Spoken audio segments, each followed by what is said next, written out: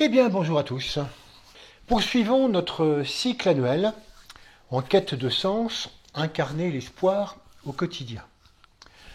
Au mois de juin, nous avons vu que l'idée du siècle à venir était peut-être les relations justes, vues du point de vue de l'âme. Nous avons vu ça à l'occasion de la fête de la bonne volonté, qui est une fête très reliée à l'humanité. Et puis le mois dernier, en juillet, nous avons parlé de lumière et de l'humain en tant que créateur d'un monde de lumière et d'un monde d'amour. Pour approfondir donc cette quête de sens et approfondir l'espoir à incarner au quotidien, posons-nous à présent la question de l'avenir du genre humain.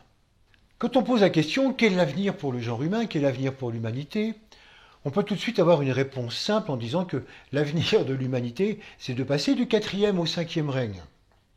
C'est-à-dire, en fait, si on précise un peu quand même, passer du règne de l'humain, de la conscience humaine, passer du règne de la conscience personnelle, de l'individu, à ce que Jésus appelait le royaume de Dieu, c'est-à-dire le règne de l'âme, le règne de la conscience unitaire, le règne de la conscience globale. Donc en fait, nous avons à passer d'un règne à l'autre. Et c'est ce qui a toujours été dit d'une manière ou d'une autre, comme je viens de vous le montrer. Ce qui est intéressant, c'est de voir que derrière des mots identiques se cachent en réalité des interprétations fort différentes, selon les époques et selon les états de conscience. En effet, pour les anciennes religions, le but de l'humanité, c'est d'atteindre un paradis en quittant la Terre. Quand on meurt, ou quand on a fini un certain cycle d'incarnation, eh bien, on rejoint un paradis, on rejoint un état de perfection. Aujourd'hui, on dirait plutôt qu'on va chercher à amener un état de paradis sur Terre. Ne pas rejoindre un paradis, mais amener un état de paradis sur Terre. En fait, il ne s'agit pas de rectifier une erreur d'interprétation en disant que les religions anciennes se sont plantées. Il s'agit beaucoup plus de dire que c'est une évolution pédagogique spirituelle. Depuis toujours, depuis des temps immémoriaux, l'humanité a été conduite, c'est le sens du même terme pédagogique, l'humanité a été conduite à travers donc différentes étapes pour apprécier de plus en plus ce que pouvait représenter cette notion de spiritualité. Et donc il y avait pendant très très longtemps une grande nécessité d'élever, d'éduquer l'humanité à percevoir d'abord l'essentiel qu'on pouvait imaginer à l'extérieur, peut-être à travers la nature, certains éléments, et surtout à percevoir à l'intérieur, percevoir ce que nous on appelle maintenant l'âme, mais ce qui était autrefois donc une espèce de divinité inhérente. Et ça a pris énormément de temps. Voilà pourquoi il était tout à fait intéressant pendant très très longtemps d'arriver à présenter le but de l'humanité comme étant atteindre le royaume de Dieu, comme unique but. À présent, nous sommes nombreux à avoir atteint un état de conscience qui permet d'envisager la suite de cette pédagogie, à savoir la création d'un monde d'amour.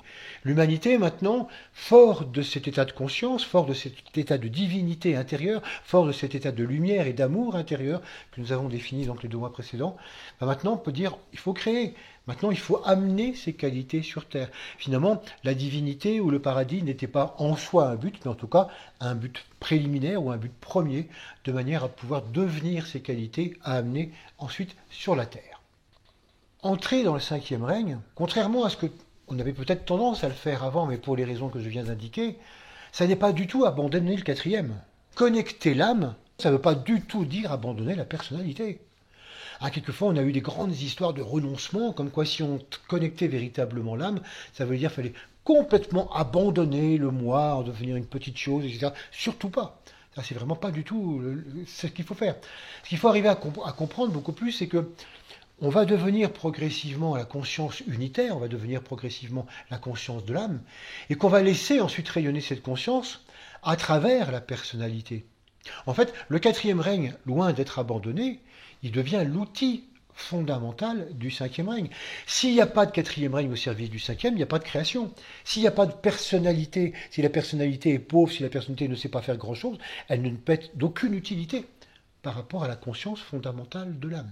Donc il s'agit bien d'une coopération, on dit quelquefois même d'un mariage dans les cieux, de ces 2 éléments, et certainement pas d'en abandonner un, donc au profit de l'autre.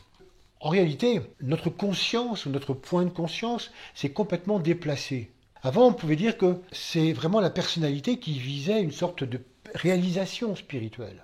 Maintenant, si on se place du point de vue de l'âme, on dit c'est l'âme qui vise la réalisation de l'amour sur Terre. Vous voyez, le point n'est pas le même. En tant que personnalité, on a toujours mis l'accent, mais pédagogiquement c'était utile, pour sortir, aller au-delà, au-delà, au-delà et réaliser ce qui était fondamental. Maintenant qu'on a quelque peu atteint ce fondamental, on va y revenir tout à l'heure, maintenant qu'on a quelque peu atteint ce point-là, il faut se mettre de ce point-là et dire, maintenant qu'on y est, il s'agit d'amener l'amour au quotidien. Donc ce qu'on peut dire, c'est que l'âme vise la réalisation de l'amour sur Terre. Donc, l'avenir du genre humain, qu'est-ce que c'est? L'avenir du genre humain, c'est de pratiquer l'amour au quotidien. Pratiquer cet amour partout où il se trouve, à chaque moment, et ce, même avant que quiconque soit conscient de l'âme. En effet, beaucoup de personnes commencent déjà à laisser passer les énergies de l'âme à travers elles, sans savoir exactement de quoi ils retournent. Beaucoup de personnes sont complètement inconscientes du monde de l'âme. Par leurs expériences, par leur apprentissage, par leur sagesse, elles ont finalement, mine de rien, sans s'en rendre compte, atteint ces niveaux de hauteur spirituelle, ces hauteurs donc de qualité. Et ça filtre automatiquement donc à travers elle, sans qu'elle puisse s'en rendre compte, ou en tout cas sans qu'elle mette un mot là-dessus, en disant je laisse l'âme passer à travers moi. Donc ça veut dire que beaucoup de personnes, et beaucoup plus de personnes qu'on ne pourrait croire, et même qu'elles-mêmes ne croient, font déjà partie de ce travail d'amener et de vivre l'amour au quotidien. Comment ça se traduit, cette histoire d'influence de l'âme sur l'individu? On pourrait faire beaucoup de choses là-dessus, mais simplement quelques rappels essentiels. Ce sont tout d'abord des questionnements qui ont lieu. On perçoit que les questionnements apparaissent parce qu'ils vont remettre petit à petit le manque de doute total de l'individualisme. Quand on est en conscience individuelle et personnelle, on n'a aucun doute qu'on existe et que tout va bien et qu'il n'y a vraiment pas trop de questions à se poser. Il n'y a vraiment pas, comme on dit, à se prendre la tête avec ça. Donc, quand on commence à se remettre en question, à se questionner par rapport à la vie, le sens de la vie, qu'est-ce que ça veut dire, ma propre vie, etc., ça veut dire que justement, là, il y a l'âme qui commence à passer à travers nous et qui remet un certain nombre de choses en question. Donc, ce sont des questionnements sur l'individualisme. C'est un intérêt croissant pour l'autre. Un intérêt croissant pour les autres, pour les règnes de la nature. Ce qu'en conscience individuelle, on n'a pas. Si on a un intérêt pour l'autre, c'est pour ce qu'il peut nous apporter. Si on a un intérêt pour les règnes de la nature, c'est comment on peut en profiter. Alors que là, on commence à dire, mais non, en dehors de toute volonté de profiter de qui que ce soit ou de quoi que ce soit, s'intéresser aux autres, s'intéresser aux règnes de la nature. Ça aussi, c'est signe justement de l'âme qui commence à travers nous. Et puis, on pourrait dire d'une manière peut-être apparemment plus personnelle, mais un besoin de changer de vie, un besoin d'être utile. Un besoin de se discipliner, quelquefois physiquement, émotionnellement, des besoins de mots de purification qui n'apparaissaient jamais auparavant en conscience individuelle, où on en profitait et puis c'est tout. Une tendance à vouloir ne plus vivre uniquement selon ses propres désirs. Et donc on s'aperçoit que c'est étrange, et les personnes qui vivent ça eux-mêmes s'interrogent, et qu'est-ce qui me prend? Et même souvent l'entourage, alors qu'est-ce qui te prend? On ne fait plus la fête, on se lâche plus, on fait plus n'importe quoi. Non, c'est vrai qu'il y a un certain nombre de choses qui ne se font plus, parce que c'est l'influence de l'âme qui nous amène à changer. Beaucoup croient du coup quelquefois que entrer dans une vie spirituelle, ça nécessite des obligations, ou bien de respecter certains interdits, ou de ne plus faire certaines choses, ou au contraire de pratiquer certains rituels. Mais en réalité, rien de tout cela n'est demandé. Et les changements qui interviennent sont simplement dus à un changement de goût. Notre sens du goût, il est extraordinairement subtil, et on a pu même le remarquer, même simplement, ne serait-ce que dans notre propre vie, depuis l'enfance jusqu'à maintenant, le nombre de fois où on change de goût. Mais plus fondamentalement, vous voyez, il ne s'agit pas d'aimer ceci par rapport à cela, non, c'est vraiment quelque chose qui va faire que, intérieurement, nos goûts par rapport à la vie, nos goûts par rapport aux valeurs fondamentales, nos goûts par rapport au sens de la vie, nos goûts par rapport à nos relations, tout ça va changer. Pourquoi? Parce que les goûts sont tout simplement le reflet de l'évolution. Chaque évolution de conscience modifie systématiquement nos goûts. Et c'est très intéressant parce qu'on peut le voir. Si on s'interroge à un moment donné, pourquoi est-ce que je n'ai plus de goût à ceci, à cela, mais par contre, j'ai vraiment nouvellement un goût à ça, c'est parce qu'on est en train de changer de conscience. C'est souvent un point de repère intéressant, et c'est vraiment ce qui se passe quand l'âme filtre progressivement à travers nous. On s'aperçoit qu'il y a vraiment beaucoup de goûts qui changent. Tout ce qui nous paraissait intéressant auparavant en tant qu'individu, ça se modifie. Nos relations aux autres, les loisirs, la façon de pratiquer notre métier, tout prend une autre couleur. On pourrait même dire qu'aussi, on ne peut plus faire les choses seulement pour nous-mêmes, égoïstement. Il y a quelque chose qui fait que comme si on avait une mauvaise conscience, je le dis comme ça, à faire simplement les choses pour soi et à vivre simplement pour soi. Il y a un sens des responsabilités qui apparaît. Alors, je ne parle pas ici du sens des responsabilités que tout le monde peut avoir lorsqu'il a une conscience individuelle bien établie. Quand chacun est autonome, qu'il a sa propre conscience individuelle, il a le sens des responsabilités par rapport à ce qu'il a à faire, par rapport à sa famille, par rapport à son boulot, etc. Ça, on est bien d'accord. Je ne parle pas de ça. Ce sens des responsabilités qui apparaît, c'est vraiment pas celui qui est propre à la personnalité, mais celui qui est en rapport avec l'âme. C'est la certitude intérieure de devoir apporter des réponses à l'humanité. On trouve là vraiment, du coup, le mot responsabilité beaucoup plus dans son sens vrai, apporter des réponses. C'est comme si d'un seul coup, on se sentait en devoir d'apporter des réponses à l'humanité, aux problèmes, à ce qui se vit, et ça tout autour de nous. Ce sens des responsabilités qui apparaît, c'est la première expression du contact avec l'âme. Dès qu'il y a un contact avec l'âme, même totalement inconscient, il y a ce sens des responsabilités qui apparaît. Il y a un certain nombre de choses comme ça qui sont intéressantes pour voir comment nous-mêmes nous évoluons à travers donc tout ce qu'on peut faire. Donc le sens des responsabilités, ça nous amène à rechercher comment apporter notre pierre à l'ensemble, comment incarner l'amour et comment donc incarner l'espoir au quotidien. Dire de l'humanité que son avenir c'est l'amour au quotidien et que c'est ce que nous avons à faire pour répondre à cette responsabilité, c'est une chose qui est très facile à dire. Mais c'est beaucoup plus difficile à faire. On sait très bien que quand on dit il faut appliquer l'amour au quotidien, on sait parfaitement qu'il ne s'agit pas du tout de l'affectif. Il ne s'agit pas du tout d'avoir une relation affective avec les autres, c'est pas de ça. On sait qu'il s'agit de l'amour avec un A majuscule. Le problème, c'est que appliquer l'amour au quotidien avec un A majuscule, c'est pas simple non plus. Et on s'aperçoit qu'entre l'amour affectif avec un petit a et l'amour avec un grand A, il y a une grande marche, une très très grande marche. L'amour dans la méditation, déjà, c'est pas toujours facile à avoir. L'unité fondamentale, l'unité dénuée de tout sentiment. Donc cette unité, être cela, et on s'aperçoit bien souvent, malheureusement, que dès que le quotidien se présente et que certaines difficultés se présentent, flouf, ça vole en éclats, on n'est plus du tout dans cet amour. Donc comment vivre l'amour avec un A majuscule dans le quotidien en évitant l'écueil de cette marche immense qui fait que la plupart du temps on se décourage parce qu'on dit mais c'est tout simplement pas possible si ce n'est qu'à de rares moments. On peut trouver un intermédiaire. Pour nous entraîner à ce travail au quotidien, divers enseignements proposent la mise en œuvre de la bonne volonté.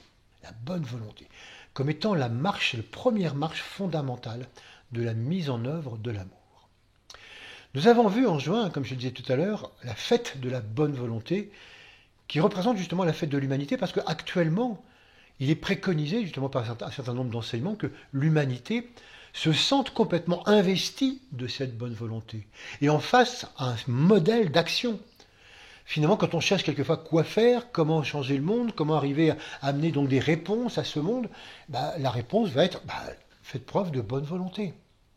C'est vrai que c'est un terme souvent un peu dénaturé. C'est vrai que si on répond comme ça tout de go, pour changer le monde, faites preuve de bonne volonté, il y a des gens qui vont dire, tu crois pas que c'est un peu léger quand même, faire preuve de bonne volonté? Oui, parce que on a, en français en tout cas, on a pris ce terme à un degré souvent un peu trop bas. C'est ce qui arrive souvent avec tous les mots, y compris d'ailleurs le mot amour, comme on vient de le voir. C'est que tous les termes, selon les états de conscience, ils sont dénaturés, ils sont vécus à un niveau beaucoup trop bas. Et ce qui nous reste, nous, souvent, la plupart du temps, c'est ce terme trop bas. Donc la bonne volonté, c'est resté comme quelque chose qui est bien gentil, enfin qui va pas très très loin. Alors que c'est beaucoup plus puissant que ça. En fait, la bonne volonté, c'est vraiment se consacrer au bien. C'est faire de son mieux avec toutes les possibilités que l'on a en sa possession.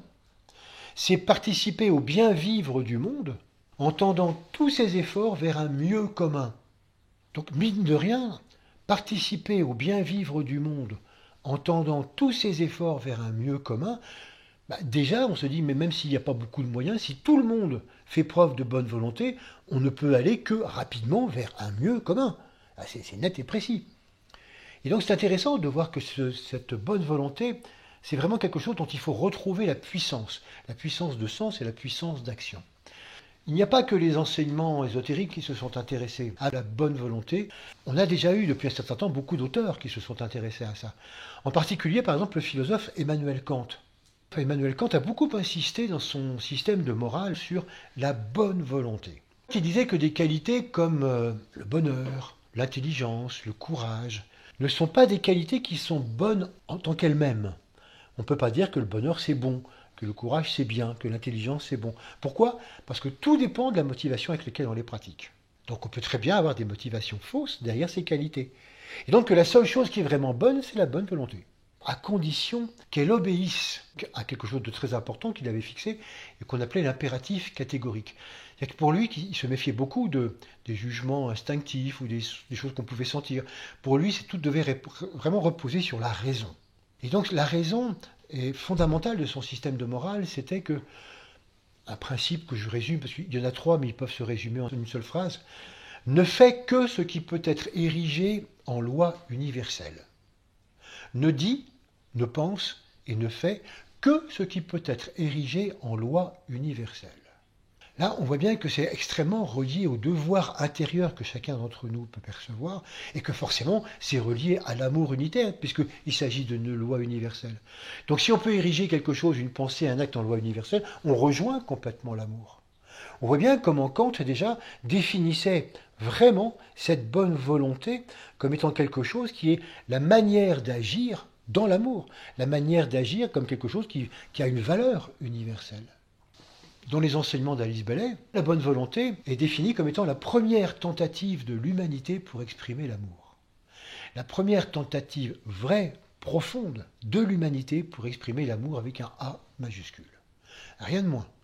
Donc c'est vous dire que c'est vraiment quelque chose qui a beaucoup fait réfléchir et qu'on est loin simplement du terme édulcoré de ce que pourrait représenter donc la bonne volonté. Ça paraît tellement simple, hein, comme je vous disais tout à l'heure, si on disait que la bonne volonté, c'est vraiment l'amour en action, on dit, oui, mais enfin bon, ça paraît un peu simpliste, à tel point que quelquefois, on a du mal à imaginer comment ça agit. Est-ce que vraiment la bonne volonté va suffire? Et dans ces enseignements, on dit, mais oui, non seulement ça va suffire, mais que c'est la bonne volonté qui est le moyen de répondre tout simplement à la paix sur Terre. C'est par ce moyen qu'arrivera la paix sur Terre. Rien de moins. Alors comment peut-on définir un peu plus profondément cette bonne volonté? Eh bien d'abord en vous disant, ou en redisant qu'avec la responsabilité à l'ensemble, comme nous l'avons vu, la bonne volonté est donc la deuxième expression du contact résultant de l'âme. Donc elle est le moyen de répondre à cette responsabilité. Donc on a vraiment là deux éléments fondamentaux. L'être humain qui contacte l'âme se sent responsable d'apporter quelque chose. Et le moyen d'apporter ce quelque chose, ça va être la bonne volonté. Donc on voit vraiment le rapport entre ces deux qualités fondamentales. La bonne volonté, c'est donc une volonté d'unir, de réunir tout ce qui est séparé, tout ce qui est antagoniste. Non pas en cherchant une espèce d'unanimité, en mettant tout le monde d'accord, en cherchant un... Non, surtout pas. Simplement en mettant l'accent sur ce qui existe en commun. Et non en mettant l'accent sur les différences. En mettant l'accent sur ce qui unit et non sur ce qui sépare. Ce qui va nous obliger à remonter beaucoup plus haut. Ça va nous obliger finalement, si on veut mettre l'accent sur ce qui unit, si on veut mettre l'accent sur ce qui est commun à nous, à remonter au monde des causes. Et on va retrouver le triangle qu'on dessinait donc le mois dernier, où il s'agissait de remonter au monde des causes, là où les choses n'étaient pas nouvelles, là où il n'y avait rien de nouveau sous le soleil, et comment à partir de ce monde des causes, on arrivait à créer du nouveau, mais sous le soleil en descendant. Mais il fallait vraiment d'abord remonter. C'est ça qui va être important.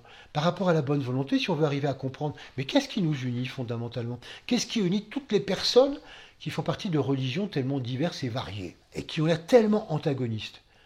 C'est évident, il y a vraiment une recherche d'autre chose, une recherche d'absolu, qui est la commune. Qu'est-ce qui va unir tous les gens qui sont dans des partis politiques complètement opposés et qui se bouffent le nez? Ça, c'est des apparences, c'est rien du tout. Fondamentalement, il y a vraiment quelque chose qui cherche le mieux-être d'un pays. Donc vous voyez, ça nous amène vraiment pour toutes choses, pour tous les antagonistes, pour tout ce qu'on peut imaginer, à rechercher comment remonter à ce qu'il y a au-delà, de manière à avoir une métaposition.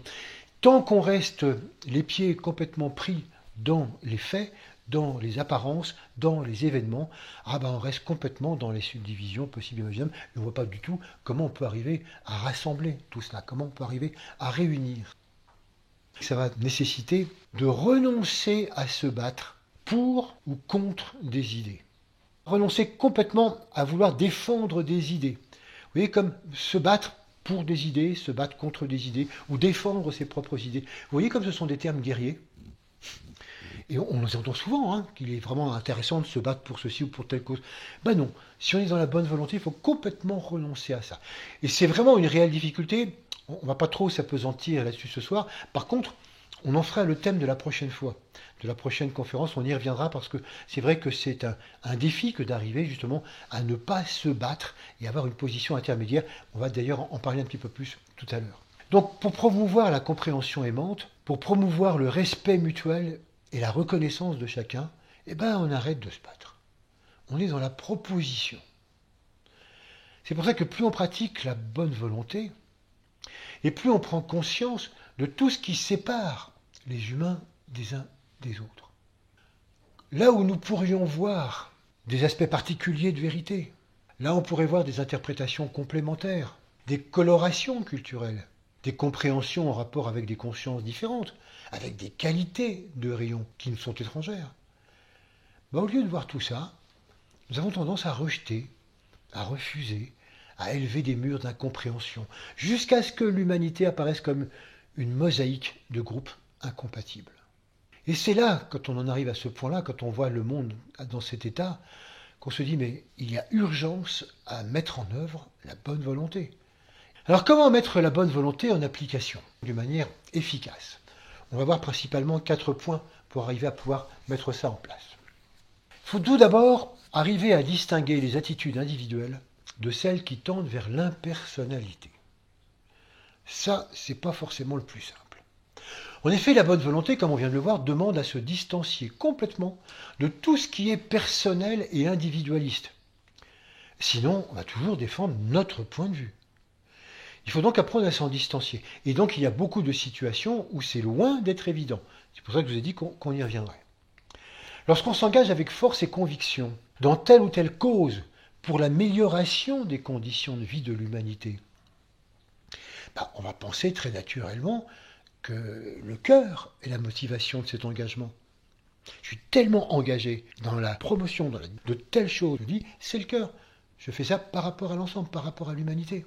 Alors c'est évident que si on se fie simplement à ce qui est dit, si on se fie aux idéaux exprimés, on pourrait dire oui, c'est vrai que ça ressemble à quelque chose de cœur, mais si on tient compte de l'état de conscience à l'origine de ce militantisme, c'est le moi individuel. C'est moi qui suis militant. Et je vous rappelle, la racine militant-militaire, c'est la même. Et c'est pour ça que quelqu'un qui peut nous apparaître comme ça, ou quelqu'un qui apparaît pour lui-même, parce que nous n'avons pas non plus à juger qui que ce soit, mais c'est que quelqu'un qui peut souvent se tromper en pensant qu'il est tellement engagé dans son action qu'il ne se rend pas compte que justement c'est son action, c'est sa pensée, c'est son système. Et qu'à partir de là, c'est pas du tout un processus de cœur, c'est encore un processus individuel. C'est pour ça que la première chose pour arriver à pratiquer vraiment la bonne volonté, c'est d'arriver à distinguer, même pour nous, qu'est-ce qui est individuel et qu'est-ce qui tend, je dis bien qui tend parce que l'impersonnalité tout de suite c'est peut-être pas aussi difficile, mais qu'est-ce qui tend de plus en plus vers l'impersonnalité. Il faut se rendre compte que dès que nous prenons parti, nous sommes une partie. Si on prend parti, on est une partie du tout. Donc nous sommes amenés à nous battre pour nos idées, forcément contre celles que nous estimons nocives. Et donc si on est petite partie, on n'est forcément pas dans l'union. Donc on ne peut pas pratiquer la bonne volonté. Et c'est pas facile, c'est un peu épineux comme histoire. Donc tout engagement dans un idéal ou contre un idéal crée des séparations et des barrières. Ce n'est donc absolument pas comme ça qu'on peut arriver à la fraternité et à la paix mondiale.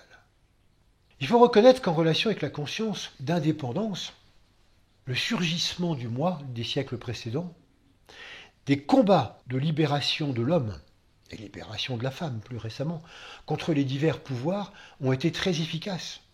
Et la révolte fait encore partie du combat de très nombreux pays. Il faut donc se rendre compte que ce moyen de se battre contre, se battre pour des idées, être des militants, mais ça a fonctionné d'une manière extraordinaire. C'était tout à fait juste.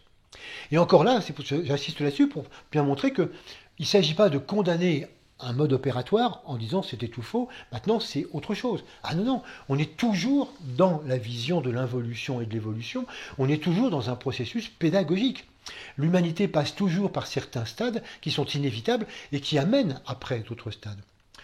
Donc tant qu'on est véritablement dans la personnalité, oui, le combat a toujours sa place. Autant que je suis encore en conscience de masse et que je n'arrive pas à me libérer de certains pouvoirs oppresseurs, alors oui, il faut se révolter. C'est surtout que là, c'est sûr qu'on va se battre contre. Mais là où la personnalité s'est déjà quelque peu imposée, comme par exemple dans nos civilisations, aucun problème majeur ne peut désormais être résolu par ce moyen. Vous connaissez tous la phrase d'Einstein, on ne peut jamais résoudre un problème au même niveau que ce qui l'a engendré.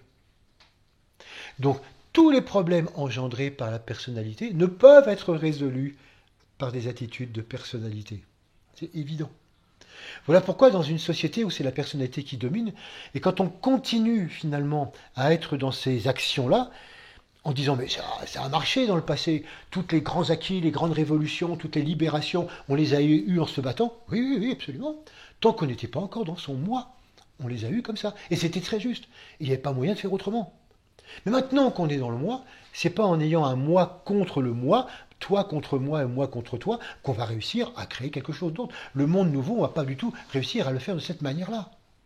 Donc c'est pour ça qu'il faut se rendre compte que là où la conscience tend à dépasser le moi individuel, toutes les anciennes manières ne peuvent absolument pas arriver à changer le monde. Il va falloir complètement bouleverser tout.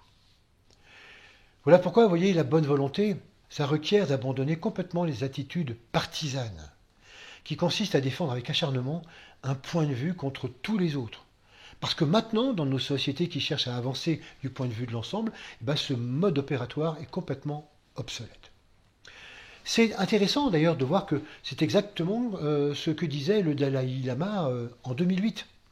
Vous vous souvenez peut-être qu'en 2008, il y avait les Jeux Olympiques de Pékin, et beaucoup de personnes, en protestation à l'occupation des Chinois par rapport au Tibet, avaient décidé de lancer un grand mouvement de boycott des Jeux Olympiques de Pékin. Et le Dalai Lama est intervenu en disant « Ah non, non, non, n'intervenez pas là-dedans, laissez les Chinois tranquilles d'organiser leurs Jeux Olympiques. » Et il a dit « La haine ne peut jamais se combattre par la haine. La haine ne peut disparaître que par l'amour. Et si la haine n'a pas encore disparu, c'est que l'amour n'est pas encore assez fort. » C'est très exactement, vous voyez, en des mots très simples, tout cet enseignement sur la bonne volonté. Ça ne sert à rien de s'opposer à un individu, à un autre individu, à un pays contre un pays. Non, non, ça ne sert à rien. On n'avancera pas de cette manière-là. Pour déboucher sur un nouveau monde, il va falloir aller au-delà de la personnalité, donc au-delà des partisans de tout ce qu'on pourrait être, et déboucher complètement sur un autre état d'être. Vous voyez, ça nous demande véritablement d'arriver à pratiquer cette bonne volonté mondiale. C'est vraiment montrer l'unité humaine. C'est arriver à montrer l'unité humaine à travers des expressions sociales, politiques, religieuses, complètement différentes. C'est arriver à présenter partout que, oui, toutes ces choses-là, dans le monde, c'est extraordinairement différent. Ça peut paraître opposé, mais ça ne l'est pas véritablement. La bonne volonté nécessite de n'attaquer aucune cause, ni d'adhérer à aucune d'entre elles d'ailleurs, et de faire preuve d'aucune critique envers qui que ce soit. Vous noterez que du point de vue mental, ça nous demande de passer d'un jugement discriminatif qui sépare au discernement positif, qui voit la spécificité de chacun, qui voit la complémentarité de chacun, mais qui finalement ne sépare absolument pas. Alors ça ne veut pas dire que la bonne volonté, naturellement, cautionne les pires attitudes humaines, mais son mode d'action, c'est d'être une force de proposition. C'est d'être une force de compréhension mutuelle et non de distribuer des bons et des mauvais points. Donc la bonne volonté, c'est pas de dire ça c'est bien, ça c'est mal. C'est évident que ça ne cautionne pas les pires choses, mais systématiquement, même par rapport aux pires choses, son rôle c'est de proposer. Une force de proposition, une force de compréhension, une force d'éducation. Et il n'y a pas à bouger, vous voyez, de ce point de vue-là, quand on cherche à mettre en place justement donc cette bonne volonté. Alors bien sûr, ça se fait déjà. Il y a énormément de personnes qui travaillent déjà. Et donc, c'est vrai que si on se pose la question, est-ce que c'est ça l'avenir de l'humanité? On pourrait dire non, mais c'est son futur. En effet, le futur, c'est beaucoup plus immédiat que l'avenir, on va y revenir tout à l'heure. Parce que le futur, c'est la seconde d'après. C'est toujours la seconde d'après qui devient très très vite présent, qui elle-même devient passé. Donc, si on veut se donner un petit peu le temps, on pourrait dire au minimum, le futur, c'est demain. Bon, c'est-à-dire que c'est tout proche quand même. Et le futur est très proche. Donc ça veut dire que vraiment, pratiquer la bonne volonté, ça se fait déjà beaucoup par bon nombre de personnes, mais c'est vraiment quelque chose qui demande à gagner en amplitude. Car vous voyez que tous les jours dans notre monde, les personnalités gagnent du pouvoir. On est de plus en plus de millions à être dans la personnalité et à être de plus en plus de millions à défendre nos intérêts, nos opinions, nos idées, etc. Ce qui évidemment nuit grandement, on pourrait dire, donc, à l'harmonie dans le monde. Voilà pourquoi c'est vraiment quelque chose d'important d'arriver à promouvoir cet esprit donc, de bonne volonté. C'est vraiment quelque chose qui est à faire maintenant. C'est vraiment pour ça que tout à l'heure je vous disais, la fête de la bonne volonté mondiale au mois de juin, c'est la fête de l'humanité, parce que ça nous rappelle que vous cherchez quoi faire, c'est ça, pratiquer la bonne volonté. Le deuxième point, après avoir perçu ce qui est de l'ordre de l'impersonnalité, et puis ce qui est de l'ordre du personnel par rapport à nous-mêmes, c'est que pour avancer dans cette pratique de cœur, il est nécessaire d'apprendre à se reconnaître mutuellement, apprendre à se reconnaître les uns les autres. Parce que c'est le point de départ d'une véritable union de groupe. Alors c'est vrai qu'à l'époque où Internet n'existait pas, à l'époque où les moyens de communication n'existaient pas, c'était pas facile d'arriver à reconnaître les gens de bonne volonté, parce qu'on n'avait pas forcément contact avec beaucoup de personnes, donc en dehors de son cercle proche. Alors que maintenant, on peut être mis en contact avec des gens du monde entier, avec des gens qui proposent des choses extraordinaires. Et donc c'est vrai que tous ces réseaux sociaux facilitent considérablement la tâche pour arriver maintenant à percevoir tous ces gens qui sont en bonne volonté, qui pratiquent cette bonne volonté, et arriver à se reconnaître les uns les autres. Là, c'est vraiment donc un point très important. En effet, il y a plein de gens qui prennent de plus en plus, on le voit ou on l'entend, donc ils prennent leur distance avec les engagements séparatistes. Et plus nous allons nous reconnaître les uns les autres, on va voir que ça va nous amener deux choses. La première, c'est que ça élimine peu à peu ce qu'on appelle la peur de la solitude, la peur d'être seul. En effet, quelquefois, quand on n'a pas encore la chance d'être entouré de personnes qui pratiquent la bonne volonté, on a peur que tout ça, ça soit complètement inutile, que ce soit vain. On a l'impression qu'on pratique chacun de son côté, dans son coin, et qu'autour de soi, on ose à peine en parler sur ce qu'on fait, parce que on va être moqué. Donc on a une espèce de crainte comme ça qui fait que, bon, et après tout, est-ce que c'est pas vain, est-ce que c'est pas un peu idiot finalement de faire tout ça? Et donc c'est vraiment une espèce de conscience, de sensation d'isolement. Et comme vous le savez, la peur, c'est le contraire de l'amour. La peur, c'est vraiment ce qui bloque la mise en œuvre de l'amour. Donc tant qu'on a un peu peur, il n'y a pas cette capacité-là. Voilà pourquoi apprendre à se reconnaître les uns les autres, au-delà des apparences, même si des gens ne parlent jamais de bonne volonté, ils ne parlent jamais, mais arriver à reconnaître les attitudes des gens qui d'un seul coup se font plus neutres, ne sont moins partisanes, font la part des choses, etc. Ça, c'est vraiment quelque chose d'intéressant parce que c'est comme ça qu'en se reconnaissant les uns les autres, on se rend compte qu'on n'est pas tout seul, on se rend compte que c'est un mouvement vraiment énorme et c'est vraiment quelque chose qui nous donne une grande confiance par rapport à l'avenir et qui chasse quelque peu donc la notion de peur. Et puis, le deuxième élément que ça va amener, et qui fait que la bonne volonté reprend aussi tout son sens, c'est que ça va créer une fédération intérieure des êtres de bonne volonté. Le fait de se reconnaître, le fait de tisser des liens, même si on n'est pas en rapport avec les gens, même si on ne leur parle pas, même si c'est simplement des gens qu'on entend, qu'on voit sur une vidéo, peu importe, et qu'on dit tiens, on est vraiment dans la même histoire, on dit pareil, on est dans le même fonctionnement. Tiens, c'est vraiment quelqu'un qui critique pas, c'est vraiment quelqu'un qui... Ça crée des liens.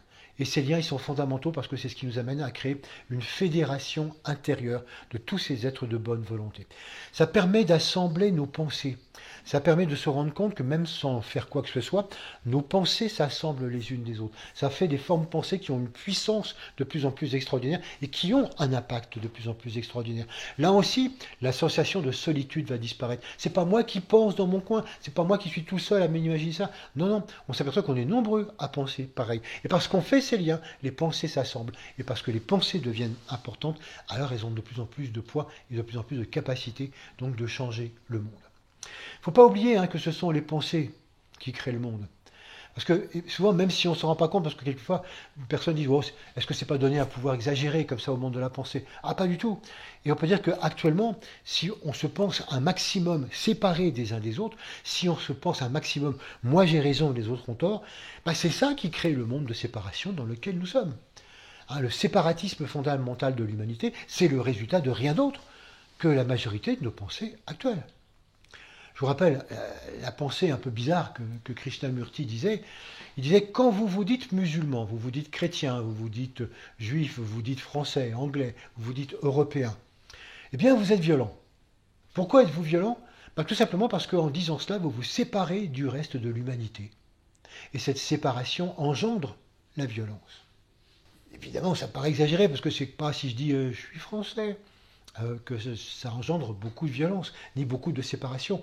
Non, là ce dont parlait Krishnamurti, c'est de s'identifier à cela.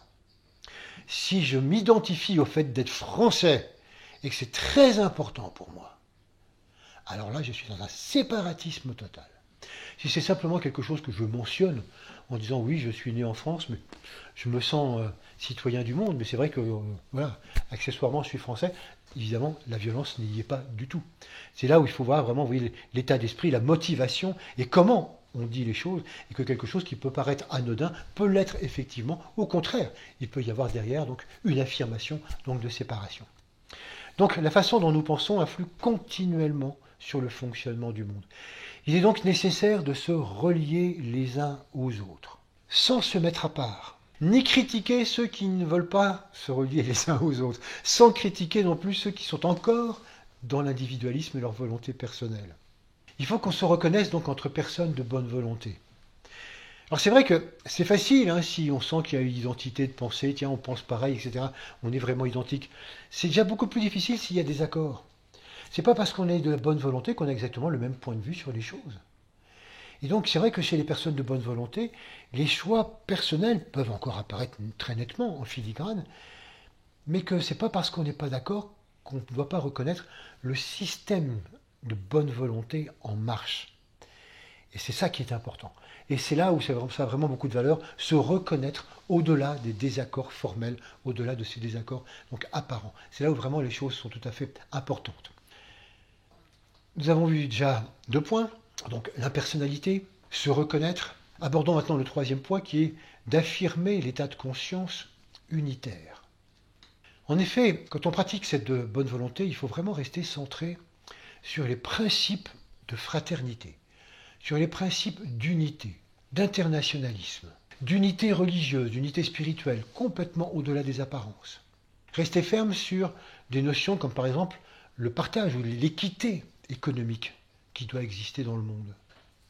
On voit à quel point les inégalités économiques sont actuellement, ont pris une dimension qu'elles n'avaient pas autrefois, et elles sont actuellement le principal problème dans le monde. Elles sont le principal vecteur de toutes les difficultés, de toutes les guerres. Il ne s'agit donc pas pour nous d'apporter des solutions. Il s'agit tout simplement de dire qu'il doit y avoir une équité économique. Il doit y avoir quelque chose qui fonctionne comme ça. Et d'avoir ce principe fondamental donc, et de l'affirmer. On verra qu'à partir de là, le partage économique, c'est vraiment un préalable et quelque chose qui est un préalable absolu à toutes les justes relations dont on parlait tout à l'heure. Si on veut des justes relations, on est obligé de passer par ce préalable-là, qui amène donc à résoudre des problèmes de faim, de logement, d'éducation, de soins, bref, tout ce qui fait que des hommes et des femmes ne peuvent absolument pas évoluer tant qu'il n'y a pas cette réponse fondamentale donc aux besoins élémentaires. Donc, par rapport à la bonne volonté, encore une fois, il n'y a pas du tout à militer pour tel ou tel moyen d'améliorer les choses. Il n'y a pas non plus à militer contre tel moyen pour éradiquer tel ou tel problème. Il y a simplement à nourrir la forme pensée de manière à ce qu'elle devienne de plus en plus forte. Rester fermement ensemble, et on le sait avec beaucoup de personnes, sur cette forme pensée. C'est la seule manière de la faire progresser. Et enfin, 4e point, il est intéressant donc de promouvoir autour de soi, quand on travaille cette bonne volonté, de promouvoir l'idée de bonne volonté active, de bonne volonté créatrice. Ça, c'est vraiment important. Malgré même le scepticisme ou malgré les moqueries qui peuvent être ambiantes, mais c'est vraiment quelque chose d'important pour nous à diffuser absolument partout. Le modèle ancien, c'est l'individu contre l'individu. La bonne volonté, c'est vraiment les uns avec les autres ensemble. Il faut comprendre combien cette bonne volonté est contagieuse et qu'elle envahira le monde, amenant justement de justes relations humaines. Et c'est comme ça qu'on met en œuvre véritablement l'amour au quotidien. Mais pour ça, il ne faut pas la garder pour soi. Il ne s'agit pas de dire simplement, moi j'en suis persuadé, je ne sais pas si ça se prolonge, mais en faire véritablement quelque chose qui part à la fois le modèle, à la fois l'expérience, montrer un peu l'exemple, puis aussi dans nos conversations, le proposer comme un modèle philosophique d'avenir. On en dira un petit mot tout à l'heure, mais c'est vraiment quelque chose qui est important de promouvoir cette idée de bonne volonté créatrice d'un autre monde. Donc comme remplaçant toutes les anciennes fonctions reliées à la personnalité. Alors ça c'est un premier point. C'était la première marche, c'est la marche donc de la bonne volonté. Il y a une deuxième marche, et cette deuxième marche c'est ce qu'on appelle la volonté de bien. Ah, la volonté de bien. En effet, après ce premier stade, c'est quelque chose qui va aller un petit peu plus loin. Quelles sont les différences entre la volonté de bien et la bonne volonté? En ce qui concerne déjà la bonne volonté, on a évoqué le futur, on a évoqué le futur immédiat. Ce sont les démarches qui sont à mettre immédiatement en œuvre pour faire progresser l'humanité. Avec la volonté de bien, nous voici dans une vision beaucoup plus large, dans une vision plus globale, que là que nous pourrions appeler l'avenir. L'avenir est quelque chose qui est un temps incertain, qui est un temps qui n'est pas simplement proche, qui est quelque chose qui touche justement le but de l'humanité. Quel est l'avenir du genre humain? Où allons-nous? Quel est notre but fondamental? Donc vous voyez, c'est pas demain que ça va s'arrêter. Et donc c'est vraiment quelque chose qui nous donne une direction à long terme. Et quand on passe dans cette volonté de bien, ça nous demande d'avoir plus ou moins donc cette direction à long terme, d'avoir cette vision large. Et donc, on s'aperçoit que les personnes qui vont pratiquer la volonté de bien, elles croient en l'existence d'un plan ou pressentent une direction évolutive pour l'humanité, pour le monde, pour la Terre, pour l'univers. Et que ce soit par conviction religieuse, ésotérique, ou philosophique, ou scientifique, ou peu importe, une espèce d'intuition personnelle, ils savent, sans pouvoir toujours l'expliquer, qu'en fait il n'y a pas de hasard en ce monde, et que tout est régi par des lois extérieures, intérieures, qui donnent sens à l'évolution du monde. Cette vision globale, elle n'est pas nécessaire quand on pratique simplement la bonne volonté. Avec la bonne volonté, il faut se rendre compte quel est le prochain pas important pour demain, pour le futur immédiat, pour demain étant peut-être même le siècle à venir. Qu'est-ce qu'il faut faire? Et si en même temps on peut le doubler d'une vision plus globale, alors on peut arriver à mettre en place, au service de cette vision, cette volonté d'amener le bien selon l'avenir perçu. Cette volonté que l'on perçoit parce qu'on dit, s'il y a un bien général, universel, il y a un but général, universel, c'est ça qu'il faut mettre en place. C'est pour ça qu'on perçoit justement toutes ces lois. On sait qu'il y a des lois intérieures, des lois extérieures. Il faut les mettre en place et on cherche à le faire selon la vision que l'on peut avoir. C'est le premier point qui diffère justement les gens qui pratiquent la volonté de bien de la bonne volonté. Le deuxième point, on pourrait dire ce qui diffère aussi, c'est leur engagement. La personne de bonne volonté va s'efforcer de vivre cet état donc dans sa vie quotidienne, dans ses relations, tous les jours. Par contre, la personne qui pratique la volonté de bien en fait le but de sa vie. C'est un engagement majeur qui va se vivre à travers toutes ses activités, sociales, relationnelles, professionnelles ou autres. Ça devient vraiment le but de sa vie fondamentale et se consacre complètement à vivre l'état d'esprit de la bonne volonté. Ce sont donc des personnes extrêmement engagées dans la promotion d'un nouveau monde. Mais attention, ça ne se voit pas forcément. Ce ne sont pas des personnes qui vont en parler, qui vont vous dire « Bonjour, je me présente, serviteur du monde, voilà, je suis quelqu'un engagé dans la volonté de bien, donc j'ai monté mon association de volonté de bien pour promouvoir ça. » Ah non, pas du tout. Encore une fois, ce sont des gens qui agissent à l'intérieur des choses, à travers. Et donc, quelquefois, on peut passer à côté sans les reconnaître, parce que c'est mine de rien. On pourrait dire, par exemple, que oh ben celui-là, il est banquier. Tu penses que si on va trouver des banquiers parmi les gens qui pratiquent la volonté de bien? Ben oui, on va en trouver, heureusement. Mais si on s'arrête encore une fois aux apparences ou aux définitions, comme la personne ne s'affiche pas de cette manière-là, peut-être qu'on ne va pas forcément trouver qu'est-ce qu'il fait pour faire évoluer les choses à partir donc de l'intérieur. Ce sont donc des personnes très engagées dans la promotion d'un nouveau monde. Les personnes de bonne volonté, on pourrait les définir comme des gens qui s'engagent à aller vers le global. Les personnes de volonté de bien cherchent à apporter les réponses essentielles à ce qui doit être, au plan qu'ils ont perçu. Ils répondent donc, comme je disais, à ces lois intérieures qui s'inscrivent dans une vision d'avenir. Voilà, c'est toute la différence subtile entre bonne volonté et volonté de bien. Alors toutes ces personnes qui pratiquent la volonté de bien, on dit qu'elles forment un groupe qui est appelé dans certains enseignements donc le nouveau groupe de serviteurs du monde. Le nouveau groupe des serviteurs du monde. Bon, on le dit nouveau parce qu'il serait né aux alentours de 1925, et très très peu nombreux à cette époque. Eh bien, ces serviteurs ou ces nouveaux serviteurs sont maintenant plusieurs milliers. En fait, ce qu'il faut bien voir, c'est que c'est une appellation pratique, parce qu'il faut arriver à mettre un nom sur les choses, mais ça n'est surtout pas une étiquette. Tout simplement parce qu'il s'agit là d'un groupe entièrement subjectif. C'est pas du tout quelque chose d'organisé. C'est pas quelque chose dont on peut dire vraiment, tiens, moi je suis ceci ou toi tu es cela. C'est vraiment quelque chose qui se vit complètement de l'intérieur. Cette appellation, c'est juste un repère de conscience. Quelque chose qui nous permet de définir certains états de conscience. Il est bien évident que l'immense majorité des gens que nous désignons sous le vocable serviteur du monde n'en savent strictement rien. Si nous allons chercher telle ou telle personne en lui disant qu'on pense qu'ils sont serviteurs du monde, ils vont écarquiller les yeux. Donc la plupart du temps, c'est vraiment quelque chose qui est une appellation pratique pour essayer de définir un état de conscience, mais que les intéressés ignorent la plupart du temps. Donc, dans ce groupe, il y en a très très peu qui se connaissent réellement, intimement. Peut-être que maintenant, grâce effectivement donc aux réseaux sociaux, on arrive à se repérer. On peut arriver à se rendre compte que, oui, tiens, un tel il en est, ou un tel aussi. Mais c'est pas pour ça qu'on se rend compte, c'est pas du tout pour ça qu'on fait des choses ensemble. C'est en cela d'ailleurs qu'il diffère complètement des anciens serviteurs. Parce qu'il y a toujours eu des serviteurs des siècles passés, qui fonctionnaient beaucoup plus individuellement. Et pour cause, il n'y avait pas d'autres moyens de se mettre en relation les uns les autres. Et donc c'était vraiment, ou alors ils étaient organisés, la plupart du temps, par un ordre religieux, qui mettait en place justement des notions de service et de rendu de service aux autres.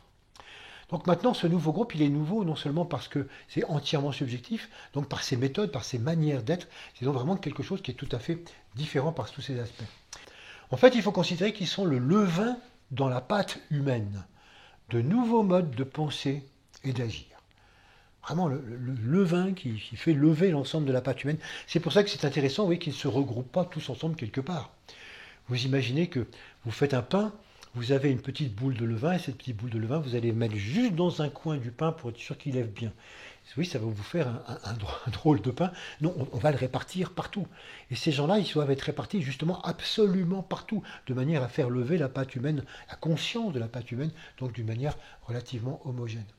Voilà pourquoi donc ils ont un rôle fondamental pour arriver à instiller cette notion de plan donc dans l'humanité. En plus, évidemment, comme je viens de vous le dire, on les trouve partout. Ces gens-là, on va les trouver dans tous les pays. Ils se reconnaissent justement souvent à des comportements que nous avons déjà vus donc avec les personnes de bonne volonté, mais qui vont quelquefois à un degré plus loin. En effet, ils ont un esprit très ouvert. Ils ont une vision claire de l'avenir. Et souvent, ils reconnaissent vraiment bien toutes les croyances, toutes les idées, toutes les organisations sociales, économiques, politiques, comme étant des expériences humaines, indispensables. Et là encore, comme on dit tout à l'heure, il ne s'agit pas de tout cautionner silencieusement n'importe quoi, mais simplement de comprendre les causes fondamentales et d'y remédier par l'éducation des consciences. Donc ils ne cherchent pas du tout à prendre parti pour tel ou tel mode, pour telle ou telle direction, pour telle ou telle religion, parce que justement ils reconnaissent que tout est intéressant à un moment donné et que tout correspond à un état de conscience. Comme on le dit souvent, tout est juste pour quelqu'un à un moment donné de son évolution. Donc il ne va pas s'agir de dire ça c'est bon et ça c'est pas bon. Non, ça ne peut pas exister. Donc on va les trouver également non seulement dans tous les pays, mais dans tous les secteurs de la société. Même si quelquefois ça surprend bien des gens. On va les trouver dans les gouvernements, on va les trouver dans le monde des affaires, dans le monde des entreprises, dans le monde des banques, comme je le disais tout à l'heure, dans le monde de l'enseignement, dans le monde du social, dans les religions, dans les ONG, à la médecine. Alors on pourrait se dire, comment ça se fait qu'on les trouve dans le monde des religions, puisqu'ils ne doivent pas prendre parti? Ah, mais il y a une différence entre faire partie d'une religion, en préconisant un certain nombre de choses, et puis être obtus dans cette religion. Et donc il y a beaucoup de gens, justement des serviteurs du monde, qui sont infiltrés dans des tas d'endroits où quelquefois il pourrait y avoir des tendances quelque peu intégristes, ou des tendances quelquefois simplement à voix unique, pour ouvrir, pour élargir. Ils sont là justement pour amener, donc que ce soit, comme je disais alors, les gouvernements, le monde des affaires, l'ONU, tous ces mondes-là qui quelquefois peuvent apparaître fermés, ils sont là pour dire, on ouvre, on communique, on harmonise.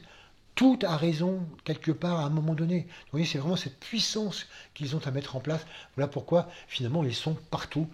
Donc partout, ils font preuve d'esprit de communauté. Ils font preuve de vision large et de sens d'harmonisation. Jamais ils ne cherchent à être contre aucun gouvernement. Jamais ils ne s'opposent ou disent même quoi que ce soit contre un gouvernement. Ils ne cherchent absolument pas la chute d'un système. Ils ne cherchent absolument pas à renverser qui que ce soit ou quoi que ce soit. Alors bien sûr, on pourrait dire, bah attends, si tu parles d'une équité économique, forcément tu cherches à renverser le capitalisme. Non, tu ne cherches pas à renverser le capitalisme. Il est né de l'humanité, il répond à certains besoins, il répond à certains états de conscience. Toi, tu préconises l'équité économique. Oui, mais forcément, tu es contre. Je suis contre rien du tout. Je préconise l'équité économique. Oui, c'est l'art de maintenir cette forme pensée. Et sans que ça soit une espèce d'attitude simplement verbale. Comme ça, vis-à-vis des autres. En moi, je bouillonne. Capitalisme. Non, non. Équité économique. Non, non. Même à l'intérieur. À l'intérieur de moi, je maintiens complètement cet aspect-là parce que je maintiens la qualité de la forme pensée. Hein, ce n'est pas l'air qu'on a ou les paroles qu'on propose à l'extérieur qui comptent. C'est comment on est relié intérieurement à cette forme pensée qui nous relie tous par rapport à cette union et par rapport à cette bonne volonté. Donc ce qu'il faut comprendre, c'est que l'état d'esprit des serviteurs du monde, ce sont des états d'esprit qui doivent pénétrer partout. Et c'est pour ça qu'ils sont partout. Ça doit s'infiltrer partout. Prenons l'exemple de l'écologie. L'écologie, par exemple en France, pendant longtemps, ça a été soit à droite, soit à gauche. Il y a eu des partis d'écologie de droite, des partis d'écologie de gauche. Pour l'instant, ça semble être beaucoup plus une écologie de gauche. Mais l'écologie, ça ne doit pas être un parti, ni de droite, ni de gauche. C'est même pas à être un parti politique. Pourquoi? Mais parce que l'écologie, c'est un état d'esprit fondamental humain. Ça veut dire que l'écologie, c'est rien de moins que les règles fondamentales, les lois de la planète, les lois de tous les êtres vivants, de tous les terriens.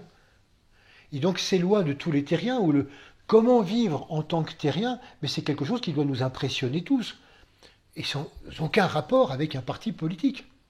Alors pour l'instant, on en fait des choses comme ça, mais ça n'a pas lieu d'être. Exactement comme je vous le disais par rapport à l'économie. Si on cherche à promouvoir l'équité économique, ce n'est pas l'affaire d'un parti. C'est l'affaire de quelque chose qui doit progressivement imprégner chaque conscience humaine.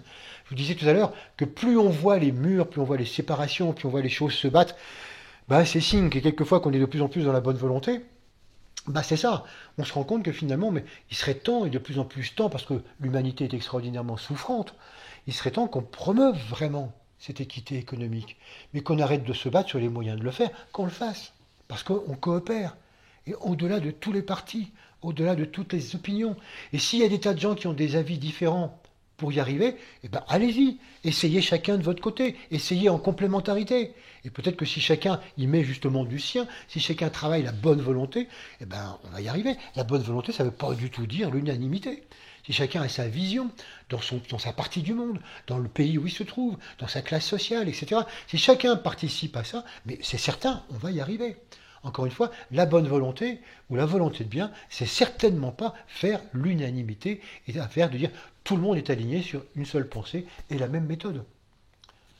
Pour arriver à en faire quelque chose de global, il faut encore une fois maintenir cet état d'être. Mais à partir de là, c'est vrai que c'est normal que l'humanité, actuellement dans l'état où elle en est, récupère un petit peu toutes ces idées et en fasse des combats personnels. Mais un serviteur du monde ne s'engage pas dans le chemin partisan. Toujours il essaye d'ouvrir. D'où quelquefois d'ailleurs des reproches qui lui sont faits de ne pas s'engager suffisamment dans le concret. Il peut être reproché à tel ou tel serviteur du monde de brasser des idées. Bon, c'est bien, mais concrètement tu fais quoi? Alors c'est vrai que de toute façon il fait des choses. C'est certain qu'il agit. mais peut-être pas forcément de manière directe, ou tel que les partisans de telle ou telle idée souhaiteraient le voir agir. Vous vous rendez compte ce que ça donnerait si on arrivait vraiment à penser le monde progressivement en termes de globalité.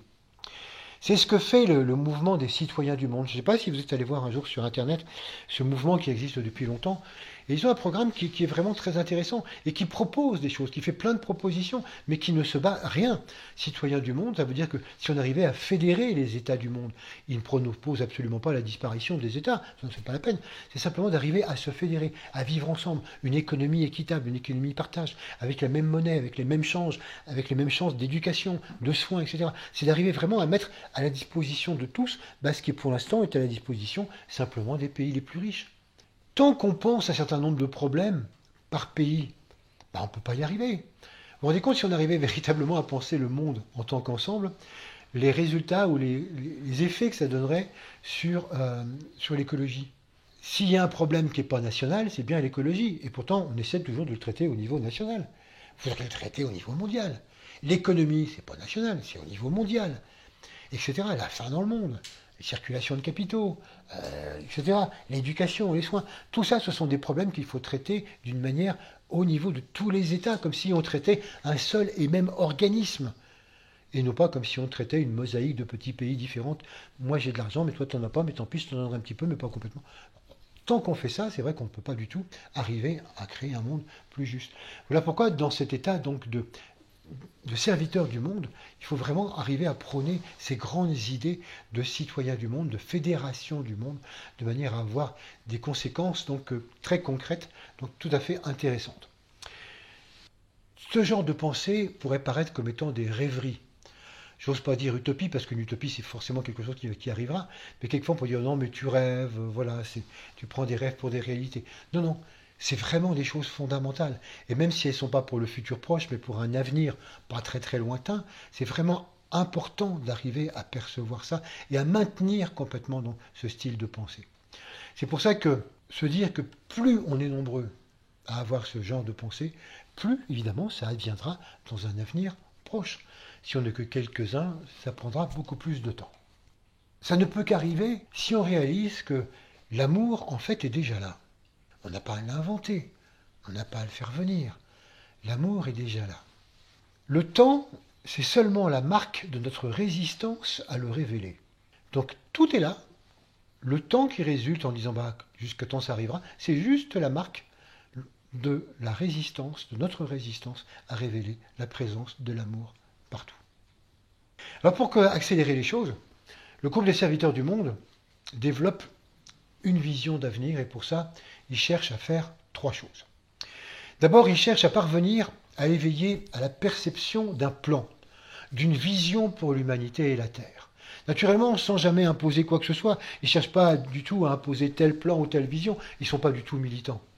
Mais ils éveillent les gens à cette recherche, à l'éventualité qu'il pourrait ne pas y avoir de hasard et à dire que derrière tout ce qu'ils sentent, derrière tout ce qu'ils vivent, derrière tout ce qu'ils perçoivent, et ceci dans tous les domaines, vraisemblablement il y a un projet, il y a quelque chose. À eux de rechercher par qui, par quoi, comment et quelle en est la cause.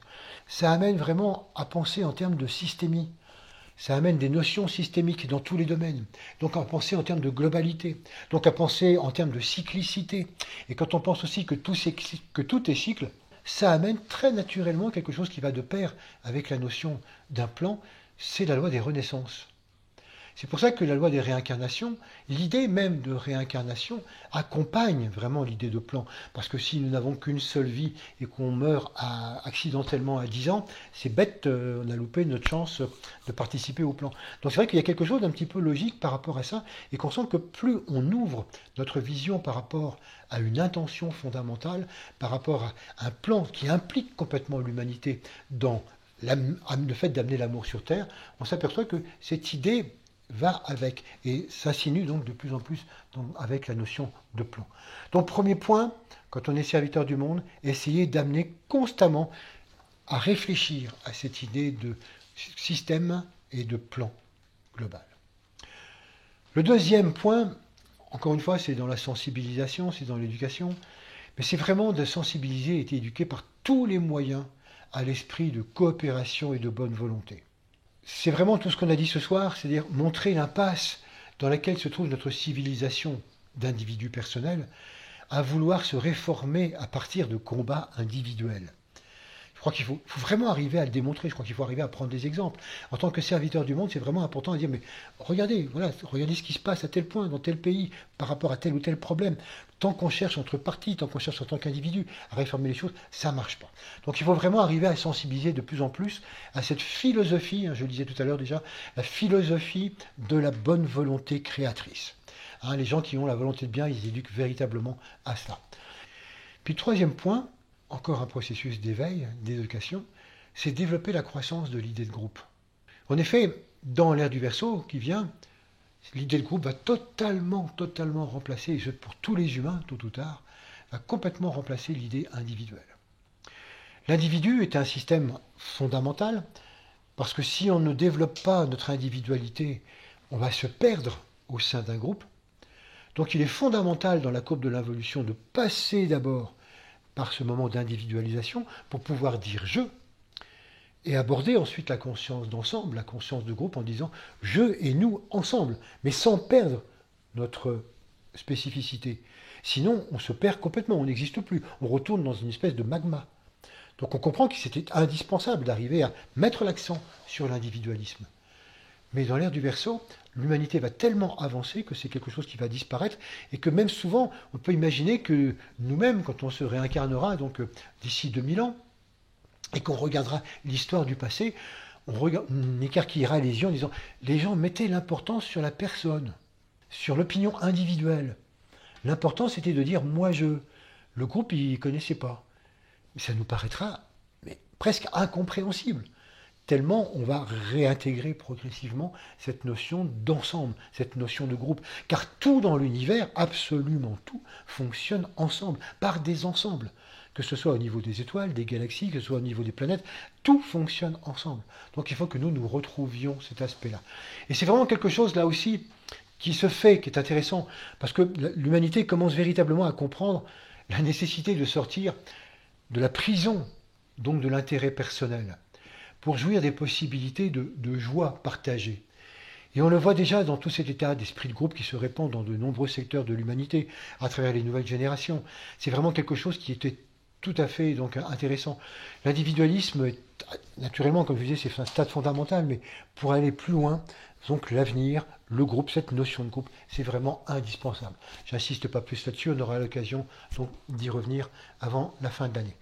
Donc ce sont les 3 points, vous voyez, donc très importants de sensibilisation quand on est serviteur du monde. Éveiller à la perception d'un plan, éveiller à l'esprit de coopération, donc comment travailler à la philosophie créatrice de la bonne volonté, et puis donc la croissance de l'idée de groupe. Il faut donc bien se rendre compte que la volonté de bien, c'est la semence magnétique de l'avenir. La volonté de bien, c'est la semence magnétique de l'avenir. Elle permet que croisse la bonne volonté partout dans le monde. Voilà à quoi ressemble l'avenir, le futur et l'avenir du genre humain. En fait, nous entrons dans le 5e règne par la conjugaison des énergies de la bonne volonté et de la volonté de bien. Et c'est ainsi que l'humanité doit percevoir la spiritualité au quotidien, l'amour au quotidien. C'est ce que cherche véritablement l'âme que nous sommes. Et cela fait de nous des êtres responsables et de bonne volonté. Ces 2 qualités que nous avons vues tout à l'heure. Responsabilité par rapport à l'ensemble et bonne volonté, on pourrait rapprocher cela de l'esprit chevaleresque des siècles passés. Être un chevalier, alors les valeurs chevaleresques. Et ce qui a été remis au goût du jour, au goût moderne, avec les chevaliers Jedi, qui aussi ont ces valeurs chevaleresques de loyauté, de responsabilité par rapport à un ensemble, et puis justement donc d'amour. Ce sont en fait des qualités de serviteurs au service de nobles causes. Et au XVIe siècle, le chevalier Bayard était réputé sans peur et sans reproche.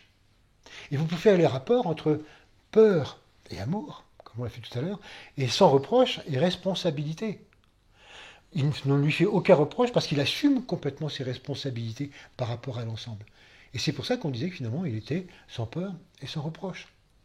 Et donc pour nous, comme nous l'avons vu tout à l'heure, la responsabilité vis-à-vis de l'ensemble et la bonne volonté vont nous permettre d'être des chevaliers du XXIe siècle, sans peur et sans reproche. Ou des chevaliers Jedi si vous préférez. Chacun peut trouver chevalier à sa portée. Voilà donc quelles sont les attitudes, les deux attitudes principales, vous voyez, à tester, à observer et à mettre en œuvre pendant ce mois.